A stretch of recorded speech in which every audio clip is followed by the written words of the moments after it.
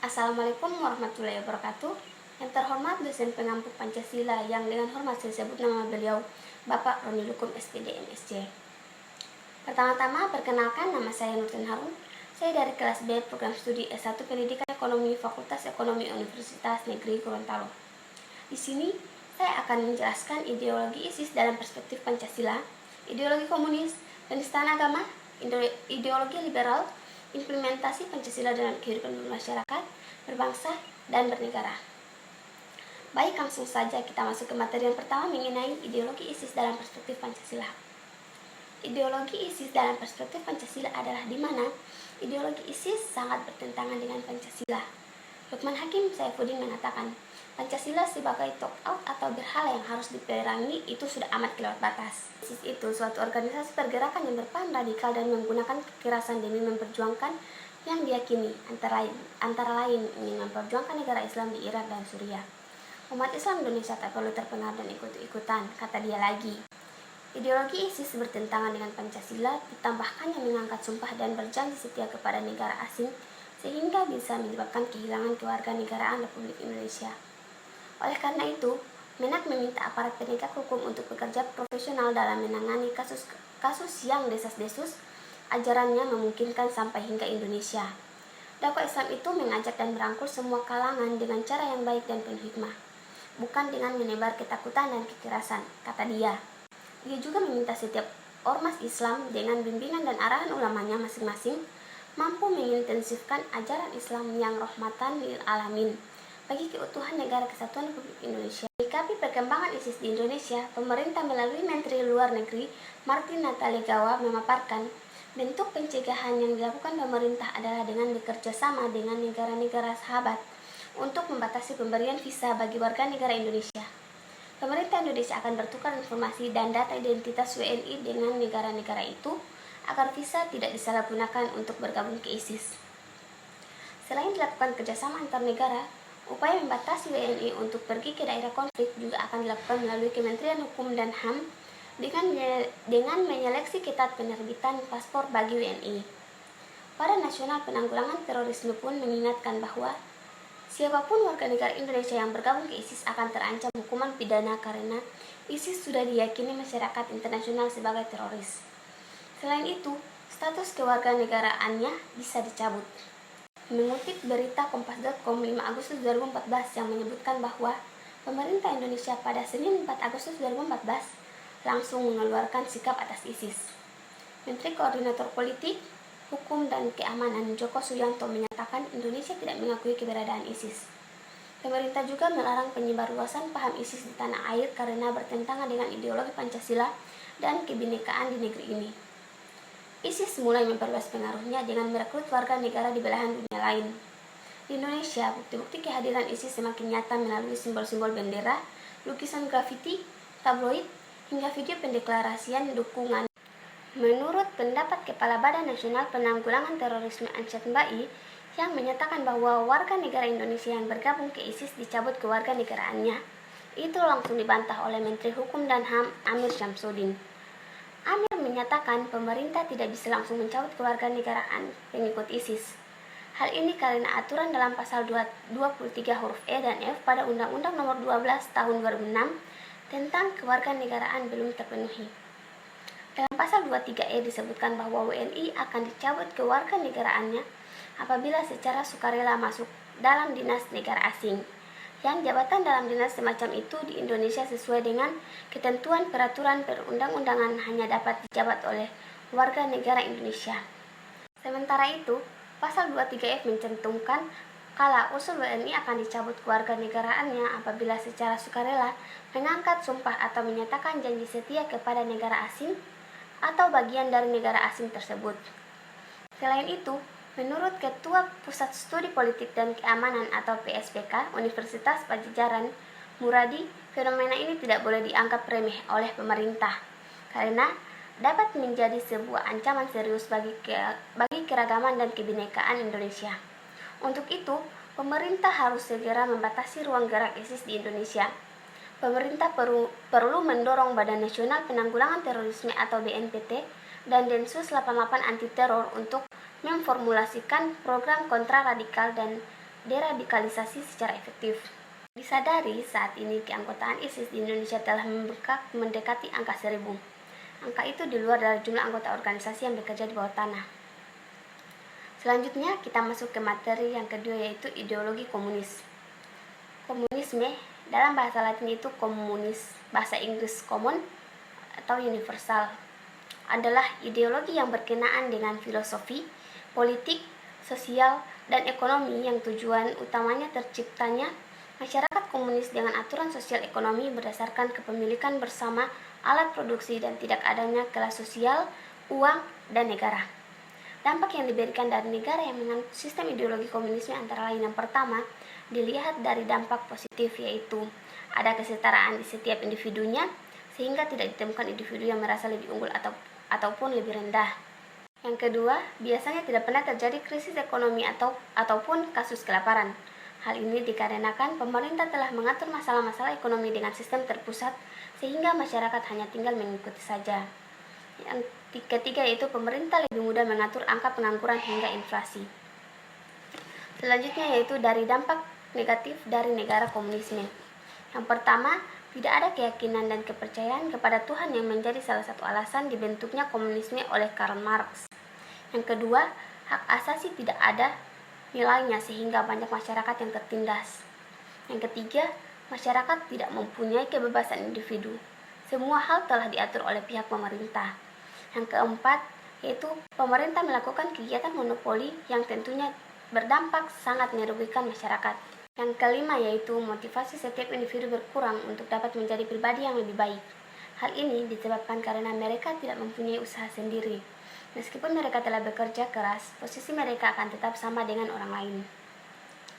Berikut itu ciri-ciri dari negara komunis dapat dilihat dari yang pertama, memiliki paham ateis atau tidak mengakui adanya Tuhan. Mereka hanya bersikap dengan berdasar pada logika dan tidak mempercayai adanya Tuhan dan agama. Yang kedua, segala hal yang dimiliki rakyat adalah kekuasaan pemerintah juga. Pemerintah mempunyai kekuasaan tertinggi di negara penganut ideologi komunisme. Yang ketiga, dalam ideologi komunisme, individu dianggap sebagai masyarakat dalam jumlah yang banyak atau majemuk. Jika ada seorang individu melakukan usaha lebih untuk membuatnya terlihat lebih unggul, tidak akan dianggap oleh pemerintah. Yang keempat yaitu, bagi negara komunis, cara untuk menyebarkan ideologi komunisme dengan cara revolusi untuk menghilangkan paham kapitalis, sehingga masa revolusi nantinya akan dibutuhkan pemerintah dan juga diktator hingga akhirnya dapat terbentuk paham komunisme.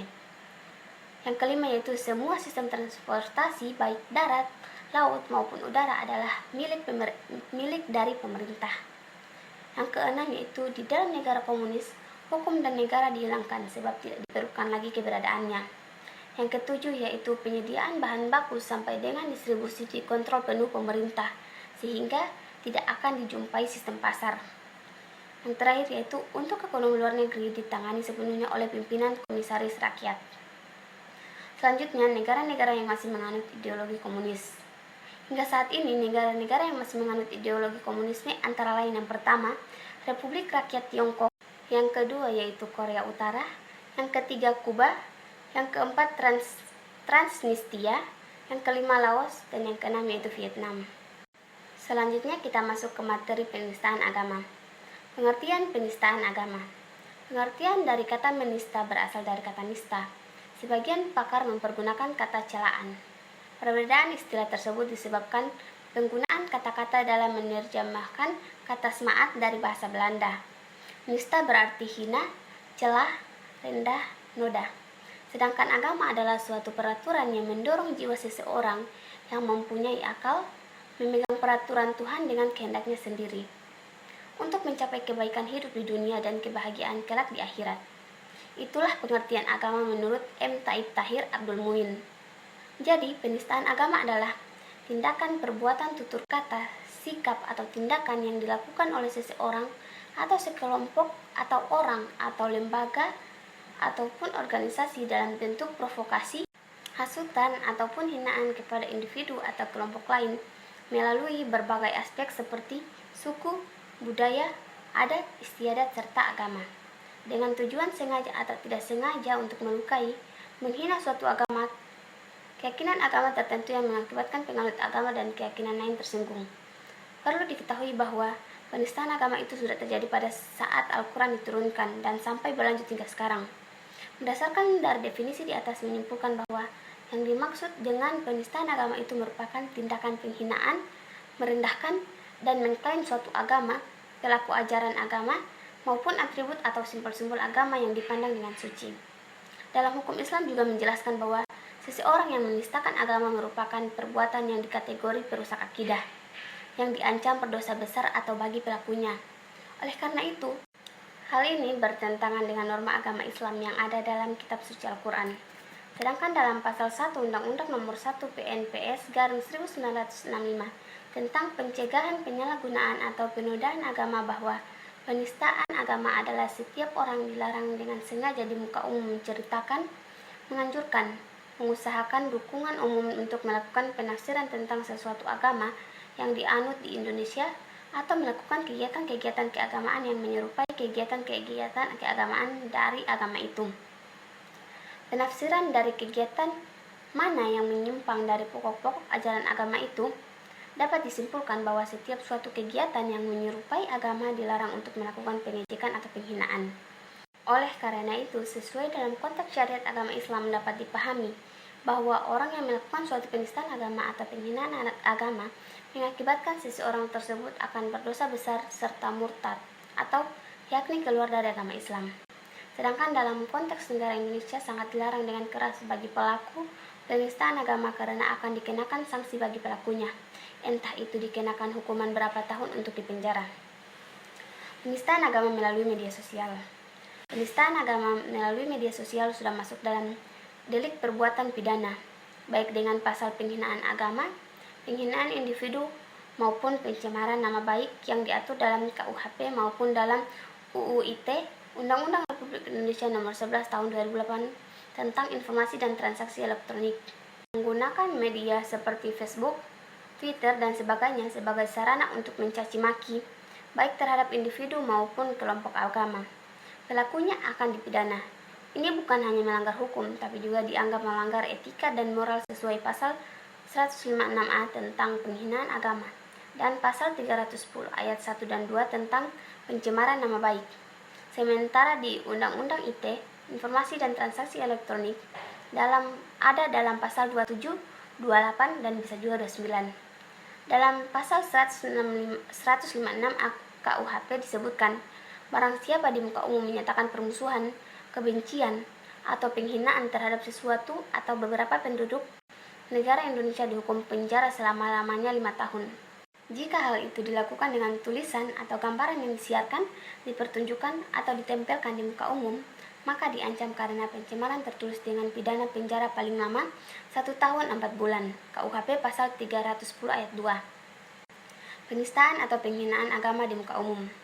Pada dasarnya, kasus penghinaan agama di Indonesia masih mengacu kepada Undang-Undang Nomor 1 garing PNPS garing 1965 tentang pencegahan, penyalahgunaan, dan atau penodaan agama. Pasal 1 Undang-Undang 1 garing PNPS garing 1965 menyatakan setiap orang dilarang dengan sengaja di muka umum menceritakan, menganjurkan, dan mengusahakan dukungan umum untuk melakukan penafsiran tentang sesuatu agama yang dianut di Indonesia atau melakukan kegiatan-kegiatan keagamaan yang menyerupai kegiatan-kegiatan keagamaan dari pokok-pokok ajaran agama itu. Penjelasan pasal 1 Undang-Undang 1 garing PNPS garing 1965 ini menyatakan bahwa agama-agama yang dipeluk oleh penduduk Indonesia ialah Islam, Kristen, Katolik, Hindu, Buddha, dan Konghucu. Namun, ini tidak berarti agama-agama lain seperti Yahudi, Zoroastrian, Shinto, dan Taoism dilarang di Indonesia. Agama-agama ini tetap dijamin keberadaannya sepanjang tidak melanggar peraturan perundang-undangan yang berlaku. Baik, selanjutnya kita masuk ke ideologi liberal. Liberalisme atau liberal adalah sebuah ideologi, pandangan filsafat, dan tradisi politik yang didasarkan pada pemahaman bahwa kebebasan dan persamaan hak adalah nilai politik yang utama. Secara umum, liberalisme mencita-citakan satu masyarakat yang bebas, dicirikan oleh kebebasan berpikir bagi para individu. Berikut ini beberapa negara maju yang masih menggunakan ideologi liberal. Yang pertama, Amerika Serikat. Yang kedua, Jerman. Yang ketiga, Australia. Yang keempat, Inggris. Yang kelima, Prancis. Yang keenam, Jepang. Keunggulan atau kelebihan ideologi liberalisme. Yang pertama, menumbuhkan inisiatif dan kreasi masyarakat dalam mengatur kegiatan ekonomi. Masyarakat tidak perlu menunggu komando dari pemerintah. Yang kedua, setiap individu bebas untuk memiliki sumber-sumber daya produksi. Hal ini mendorong partisipasi masyarakat dalam perekonomian. Yang ketiga, timbul persaingan untuk maju karena kegiatan ekonomi sepenuhnya diserahkan kepada masyarakat. Yang keempat, menghasilkan barang-barang bermutu tinggi karena barang yang kurang bermutu tidak akan laku di pasar. Yang kelima, efisiensi dan efektivitas tinggi karena setiap tindakan ekonomi didasarkan atas motif mencari keuntungan. Yang keenam yaitu kontrol sosial dalam sistem pers liberal berlaku secara bebas. Berita-berita ataupun ulasan yang dibuat dalam media massa dapat mengandung kritik-kritik tajam, baik ditujukan kepada perseorangan, lembaga, atau pemerintah. Yang ketujuh yaitu masyarakat dapat memilih partai politik tanpa ada gangguan dari siapapun. Selanjutnya yaitu kelemahan ideologi liberalisme. Yang pertama, sulit melakukan pemerataan pendapatan karena persaingan bersifat bebas. Pendapatan jatuh kepada pemilik modal atau majikan, sedangkan golongan pekerja hanya menerima sebagian kecil dari pendapatan. Yang kedua yaitu pemilik sumber daya produksi mengeksploitasi golongan pekerja, sehingga yang kaya makin kaya, yang miskin makin miskin. Yang ketiga yaitu sering muncul monopoli yang merugikan masyarakat. Yang keempat, sering terjadi gejolak dalam perekonomian karena kesalahan alokasi budaya oleh individu yang sering terjadi. Yang kelima, karena penyelenggaraan pers dilakukan oleh pihak swasta, pemerintah sulit untuk mengadakan dan memberikan kontrol, sehingga pers sebagai media komunikasi dan media massa sangat efektif menciptakan image di masyarakat sesuai misi kepentingan mereka. Baik, itulah materi mengenai ideologi liberal. Selanjutnya kita masuk ke materi implementasi Pancasila dalam kehidupan bermasyarakat, berbangsa, dan bernegara. Implementasi nilai-nilai Pancasila dalam kehidupan bermasyarakat, berbangsa, dan bernegara. Sila pertama, ketuhanan yang Maha Esa. Yang pertama, mengimani adanya Tuhan yang Maha Esa serta mematuhi perintah dan menjauhi larangannya. Yang kedua, menerapkan toleransi antar umat beragama. Yang ketiga, tidak melakukan pemaksaan dan menghormati kebebasan beragama. Dan yang keempat yaitu tidak merendahkan atau mencemooh agama maupun pemeluk agama lain. Selanjutnya yaitu sila kedua, kemanusiaan yang adil dan beradab. Yang pertama, mengakui persamaan hak, kewajiban, dan kedudukan semua orang sama di mata hukum, agama, sosial, dan lainnya. Yang kedua, saling mengedepankan sikap toleransi atau tenggang rasa antar masyarakat. Yang ketiga, menjalin pertemanan dengan siapa saja tanpa membeda-bedakan ras, suku, agama, dan lainnya.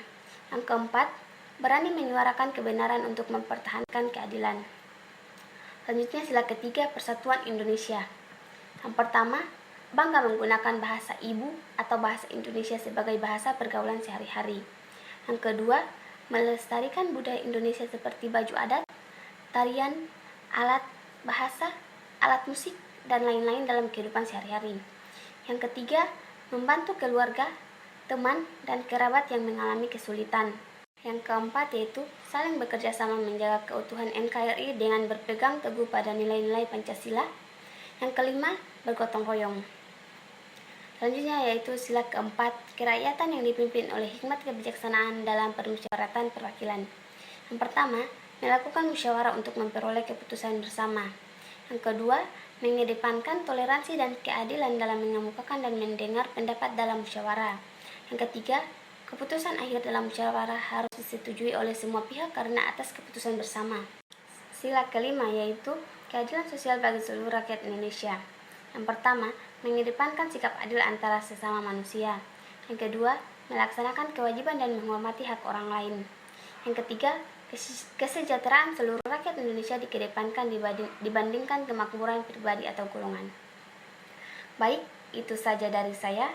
Saya akhiri, wabillahi taufik wal hidayah. Wassalamualaikum warahmatullahi wabarakatuh.